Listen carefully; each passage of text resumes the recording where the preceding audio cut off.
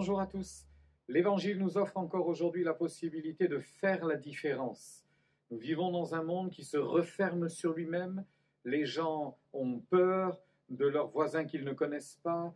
Les gens ont peur de l'étranger. Ils veulent éviter que des personnes qui viennent d'ailleurs se retrouvent chez eux. Ils ont peur d'une certaine invasion. Enfin, tous ces mots que l'on entend et qui font tellement de mal d'ailleurs nous rappellent qu'avec l'Évangile et sous la bannière de l'Évangile, il n'y a plus de différence. Plus de différence entre les races, plus de différence entre les hommes, les femmes.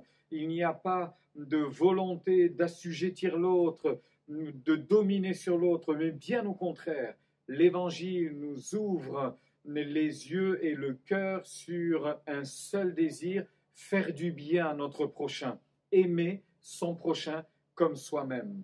Ce n'est pas quelque chose qui est naturel et évident, ce n'est pas quelque chose qui vient spontanément. L'Évangile produit cela dans beaucoup de pays, alors que l'Évangile est entré, a été connu, a été annoncé par de nombreux missionnaires.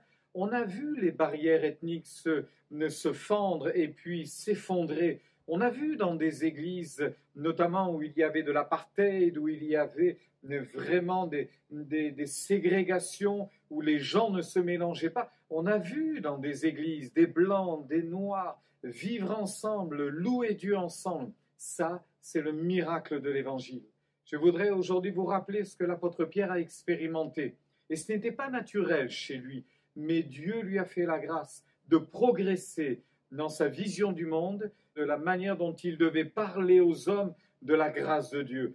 Dans le livre des Actes au chapitre 10, Dieu interpelle Pierre en lui disant « Tu vas aller dans la maison d'un non-juif, tu vas entrer chez lui, tu n'auras pas peur de te souiller, tu vas écouter ce qu'il a à te dire et puis tu vas lui annoncer l'évangile de la grâce. » C'est ce que Pierre va faire, avec quelques réticences au départ, mais il va y aller et il va annoncer Jésus dans la maison de Corneille. Cet homme qui de tout son cœur cherchait à plaire à Dieu, mais n'avait pas les codes, ne savait pas comment faire, faisait du mieux qu'il pouvait, mais il ne connaissait pas Jésus. Eh bien, Dieu a permis que Pierre entre dans sa maison, annonce Jésus qui meurt sur la croix, Jésus qui offre sa vie pour lui, et d'un coup, tout d'un coup, le Saint-Esprit vient dans cette maison. Tous ceux qui sont rassemblés dans cette maison sont remplis du Saint-Esprit, tout comme Pierre l'avait été quelque temps auparavant.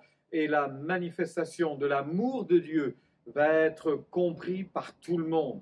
Regardez la conclusion que Pierre apportera à cette expérience. Il dira ceci, « Je me rends compte maintenant combien il est vrai que Dieu ne fait pas de différence entre les hommes.